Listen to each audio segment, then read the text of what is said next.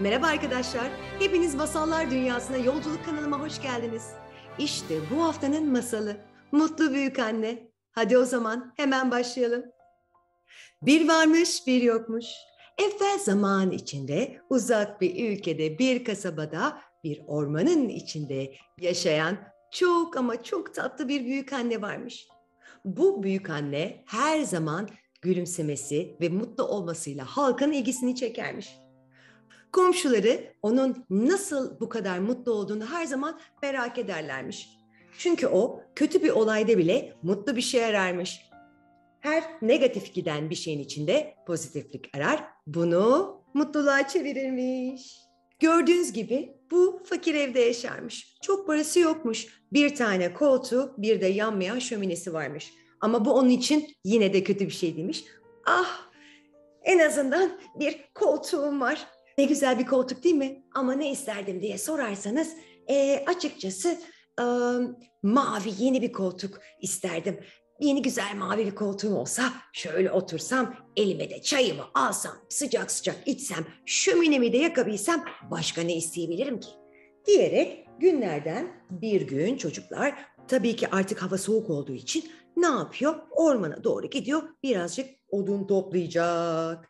Ormana gidiyor, tamam mı? Ve tabii ki kendine uygun odun parçaları bulacak ve gelecek şöminesine koyacak onları. Daha sonra ısınacak. Neyse çocuklar, bizimkisi geliyor böyle, tamam mı? Geliyor böyle, etrafta da böyle araştırıyor odun falan derken karşısına gördüğünüz gibi ne çıkıyor, gördünüz mü? Bir altın parçası. Bu altın parçasına bakıyor, gözlerine inanamıyor. Allah'ım, ne şanslı günümdeyim, ne şanslı günümdeyim. Bir altın parçası çıktı karşıma. Daha ne kadar şanslı olabilirim ki? İnanamıyorum. Harika zengin oldum. Artık hayal ettiğim gibi büyük bir ev alıp mavi koltuğuma sahip olurum. Şöminemi yakarım, sıcak çayımı da içerim. Bitti gitti. Ve çocuklar ne yapıyor? Bunu nasıl taşıyacak? Hemen aklına bir fikir geliyor. Bir tane işte böyle bir ne yapsın? Bir ip buluyor. İpe bağlı oluyor. Başlıyor taşımaya. Tabii ki çok zorlanıyor. Ah diyor, ne güzel ne güzel, harika. Gidiyor. Çocuklar bu sefer giderken birden yoruluyor, tamam mı? Yoruluyor ve yorulduktan sonra ne yapsın? Hemen böyle soluklanıyor derken arkasına bir bakıyor çocuklar. Altın parçam nerede? Altın parçam. Ay, boş ver. Altınım olsa çok büyük bir ev almak zorunda kalırım. Zaten büyük evin sorunları da büyük olur. Ne yapacağım? Gümüş olmuş, hiç fark etmez. Gümüşle de her şeyi yapabilirim. Daha küçük bir ev alırım, çayımı alırım, şöminemi yakarım ve orada keyfime bakarım diyor. Ve alıyor onu tekrar böyle taşıyor, sürüklemeye çalışıyor falan derken ilerliyor çocuklar. Birden yine yoruluyor. Oh, çok yoruldum. Bakayım gümüşüm ne halde diyor. Bir bakıyor çocuklar. Gümüşüm nerede? Hayret bir şey. Ben yaşlanmaya mı başladım acaba? Ne oldu? Anlamıyorum ki. Diyor, tamam mı? Diyor, gümüş gitmiş, demir gelmiş.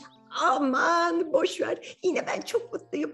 Hem ne işim var büyük evde? Daha küçük bir ev, daha farklı bir sandalyesi, bir koltuk gibi bir şey alırım. Önemli değil. Çayım var ya, şöminem var ya, odunum var ya. Boş ver. Büyük para büyük dert getirir. O yüzden sorun değil diyor çocuklar ve yürümeye devam ediyor. Yine taşıyor ve bu sefer yine yoruluyor. Yorulduğu zaman bu sefer yine arkasına bakıyor ve ne görüyor biliyor musunuz? Baktığında bu sefer demir, taş. Bu da ne? Demin altındı, gümüştü, demirdi. Şimdi taş oldu. Hiçbir anlam veremiyorum. Aman boş ver. Büyük bir ev almam. Ben kendi evimi zaten çok seviyorum. Şöminem de var. Boş ver, eski olsun. O da önemli değil. Hiç önemli değil. Onun yerine ben ne yaparım? Yine çayımı alırım. Daha basit bir koltuk alır. Yine keyfime bakarım. Aman hiç önemli değil diyor. Ve yoluna devam ediyor. Bu taşı taşıyor. Nereye?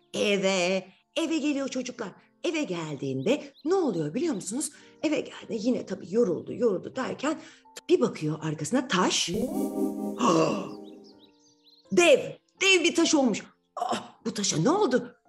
Küçücüktü, şimdi büyüdü. Ay ne güzel, artık koltuğa da ihtiyacım yok. Bu taşı koltuk yerine koyarım, otururum şöminemin başına, çayımı da alırım, böyle içerim ve böylelikle keyfimi yaparım. Yani kısacası her kötü olaydan mutlu bir şey çıkarıyor. Tavsiye ederim, çok doğru bir fikir. Okey, neyse çocuklar, o sırada birdenbire etrafta bir sesler falan filan, tamam mı? Ve birden taş yok oluyor. Nereye gitti? Nereye gitti taş derken birden ne oluyor biliyor musunuz? Bir garip böyle bir yaratık, böyle bir canavar. Meğerse bu pamuk canavarıymış. Tabii bizimkinin haberi yok bunlardan. Ne olduğunu da bilmiyor. Böyle bir tane canavar çıkıyor. Çok çirkin. Tamam mı? Acayip çirkin bir canavar. Ve geliyor yanına, diyor ki bıktım senden. Bıktım senden. Neler yaptıysam hala çok mutlusun. Nasıl olabilir? Önce senin karşına seni etkilemek için altın bir cevher çıkardım.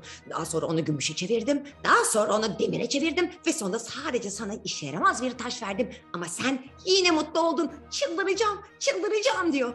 Ay diyor bizim büyük anne. Ay ne tatlı bir evcil hayvansın. Hep bir evcil hayvanım olsun istemiştim. Gel seni eve alayım deyince bizim bu çıldırıyor çocuklar. Diyor, ne diyorsun sen? Evcil hayvan falan değilim ben. Ben çok kötüyüm. Bıktım senden. İstemiyorum. Git. Seni ben mutsuz edemiyorum. Nasıl olabilir böyle bir şey diyor ve birdenbire çekip gidiyor, tamam mı? Bizim büyük anne de arkasından bakıyor ve diyor ki ne kadar tatlı bir tane, ne kadar tatlıydı değil mi? İnanılmaz tatlıydı. Evet, küçük bir evcil hayvanım olmasını da çok isterdim ama gitti. Hiç önemli değil. O zaman ben de kendi işime bakarım diyor çocuklar. Boş ver, hepsi gitti bitti derken ne yapıyor biliyor musunuz? Evin içine giriyor. Evin içine bir geliyor. Taş evin içinde. Ay ne güzel. Hem taşımama da gerek kalmadı. Süper. Derken birdenbire ne oluyor? Taş yok. Bu ne? Hayalimdeki mavi koltuk. Ay ne güzel, ne şanslıyım diyor ve birdenbire hemen bu sefer de şömine yanmaya başlıyor. Ay harika. Ben çok mutluyum. Çok şanslı bir kadınım diyor çocuklar. Ve sonra ne yapıyor biliyor musunuz? Birdenbire diyor ki ay koltuğum var, çayımı da alırım, içerim, böyle keyfimi yaparım derken birden şöminenin üstüne bir bakıyor.